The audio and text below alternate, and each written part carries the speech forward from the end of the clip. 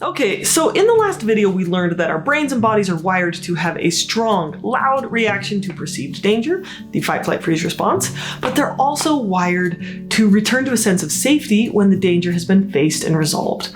So why the heck do so many of us get stuck in chronic anxiety? Why are people so anxious these days?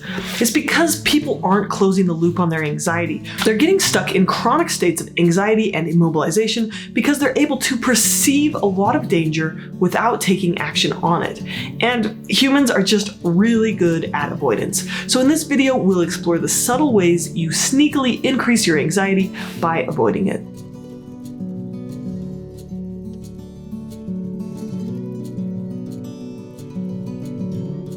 This video is day 4 from my online course, Break the Anxiety Cycle in 30 Days. I'm publishing the 30 main videos to YouTube for free.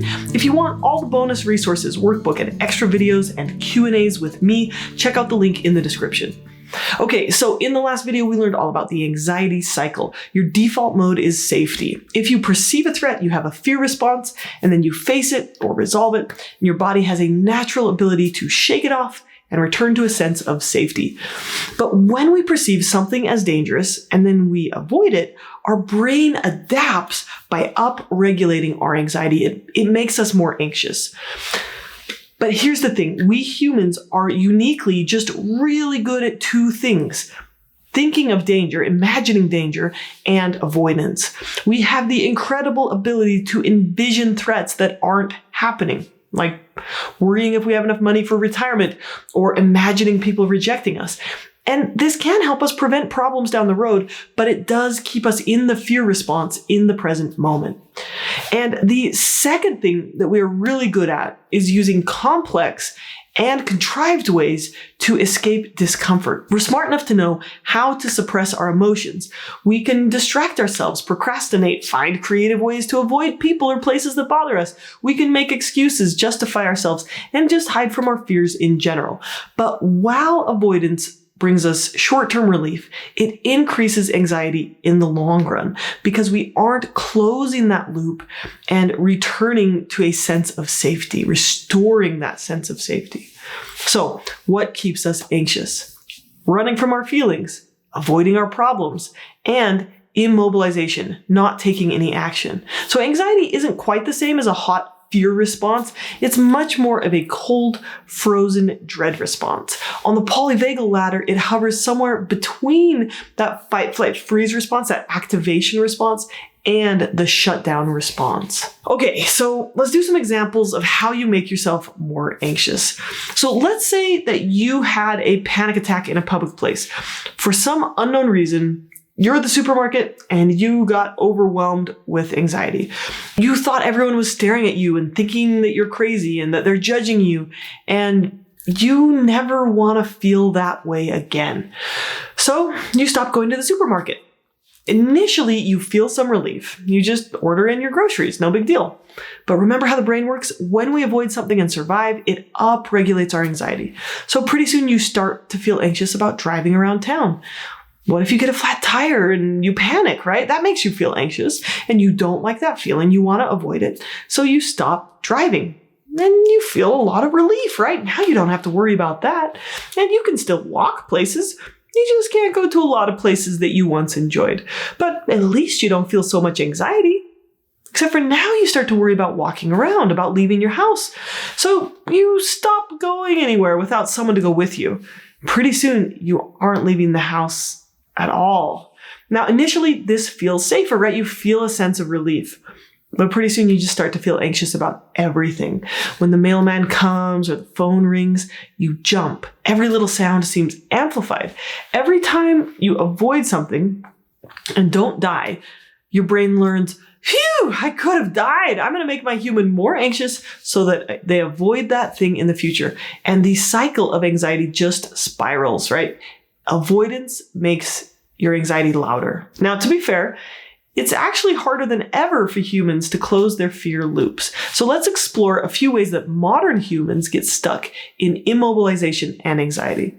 Now, if you were to ask people if the world is safer or more dangerous now than in the past, what would they say? Most people would say that it's more dangerous. But they're wrong. The world is actually safer than ever. Lifespan is getting longer. Extreme poverty is down by more than half. Infant mortality is down. So is violent crime. Like, if you don't believe me, check out some of the links in the description below. So what's going on? There is more perceived danger than ever. We think and feel like the world is more dangerous than ever. And we can thank modern technology for that. So let's do an example from any time more than 100 years ago. You're getting ready for bed. Suddenly there's a knock at your door. You hear some bad news. The neighbor's tree got blown over into their roof. And you see the danger they're in. You have a fight, flight, freeze response. The stress response activates you. You're not tired anymore, right? You have energy. You feel like you need to get out of bed and do something, right? So you go over to their house, you help them get physically safe for the night, whether that's like fixing up their roof or setting up shelter for them. They tell you the story of it. You tell the story. And all of this makes it so that you can return to a sense of safety. You go back to your home and you go to sleep, right? This is how a healthy nervous system responds to a danger or a stressor. So you start in safety in the parasympathetic response. You perceive danger. You approach it and you resolve it and you return to safety, back to the parasympathetic state. So now let's think about what happens in our modern world. You're getting ready for bed. You turn on the TV and you scroll through your phone. You watch the news. You learn about a dozen bad things happening everywhere, except in your own neighborhood. You hear about floods in Pennsylvania. You hear about drought in Texas. You hear about meteors hitting the ground in Antarctica. You hear about like all of these natural disasters. And the fight, flight, freeze response is activated. You feel that anxiety. You no longer feel like sleeping. Your muscles are ready for action, but there's no physical action to take. So you're immobilized, right? You feel all that intensity, but there's not a lot of action to take. So you avoid that feeling by scrolling some more through your phone while laying physically still.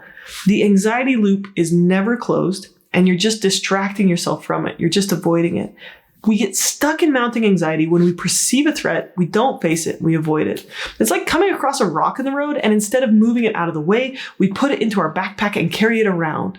Our nervous system gets stuck in chronic stress. And this is the thing that makes it so hard these days. So many of the threats we face are mental, not physical, right? School is a mental danger, not a physical danger. So we can't burn off that stress response by doing some physical action. Friends are a social danger, not a physical danger.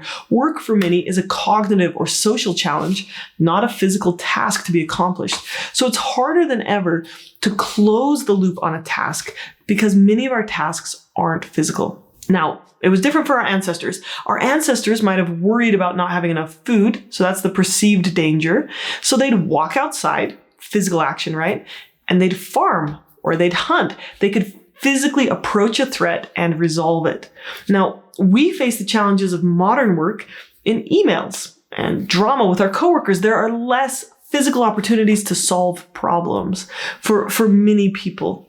Now, it's not for everyone though. Let me give you an example. My neighbor is this awesome HVAC guy, and he fixes furnaces and AC all day long.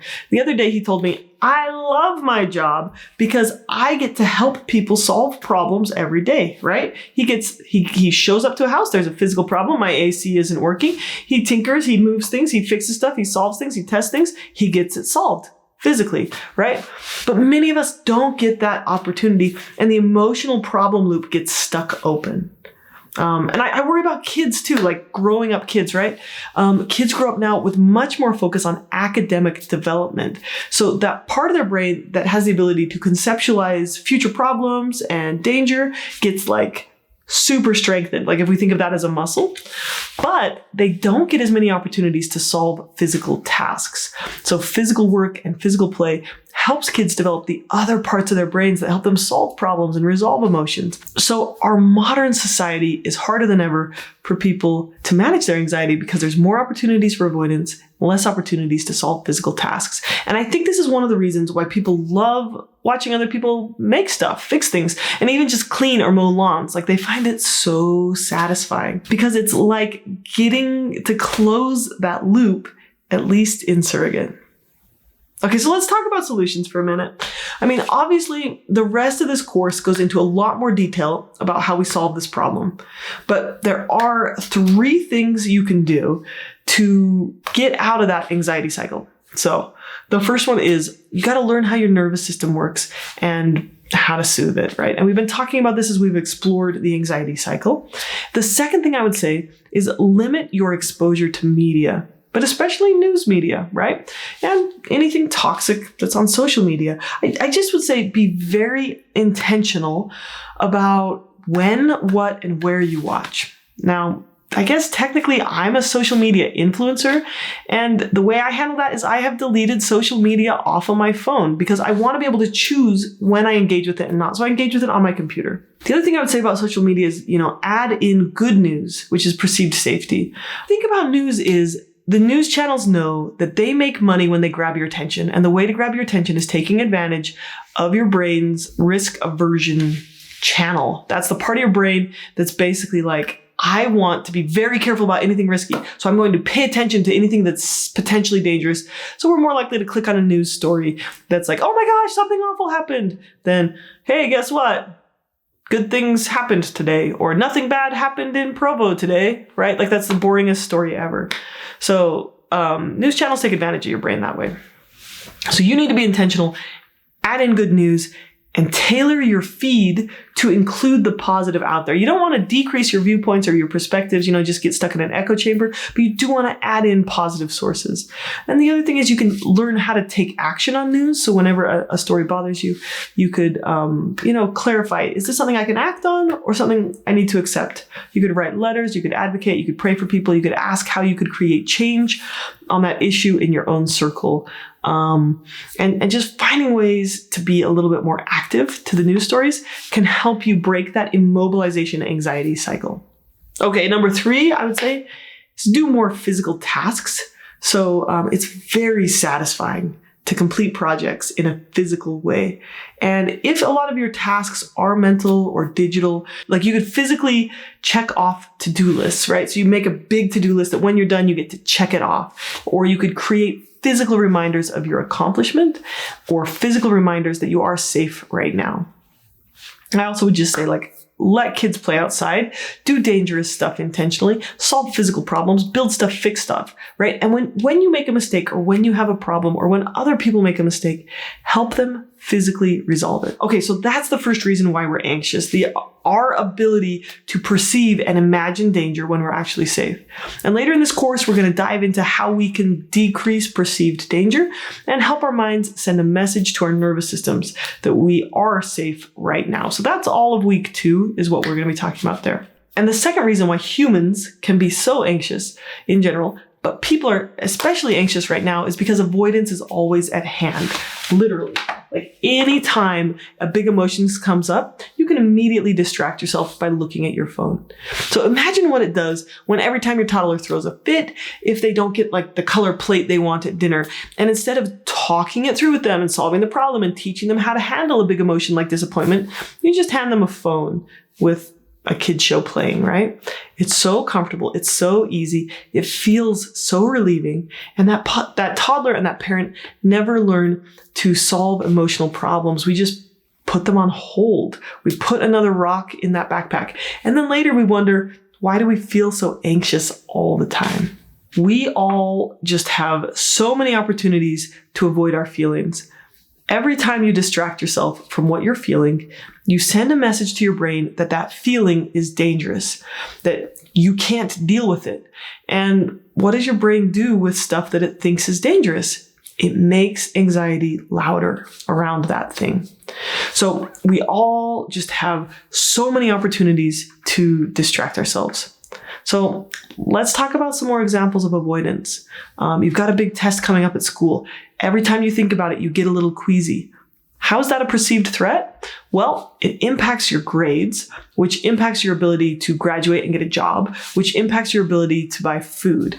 Your ridiculously smart brain can tell you that you might starve to death in the future if you don't pass this test. Okay, I'm joking a little bit because I think that it helps if we laugh at fear. But when you put it into perspective, your brain thinks that you're in danger and you're not. Okay, so next, avoidance. Try not to think about it. Try not to think about your homework. Did you starve? Nope. Your brain is going to increase your anxiety. Procrastinate. Feel some relief. Play a bunch of video games. Watch a bunch of TikToks. Completely forget about it. Did you starve to death? Nope. Your brain believes that avoiding studying for your test is keeping you safe. It's going to increase that anxiety. What about the opposite approach? What about frantically running from your fears by being a perfectionist and studying all day and all night? This is another sneaky form of avoidance. When you do it and you don't starve to death, your brain also increases anxiety. So this was me in high school. I would never let myself fail a class. And so I never got to see that I would actually survive if I did. And my anxiety around school just went up and up and up. So what's the alternative to avoidance? Sitting down, allowing your anxiety to be there, and choosing how many hours you're going to devote to studying for this test. And then doing it, right? Studying and then going on with your life.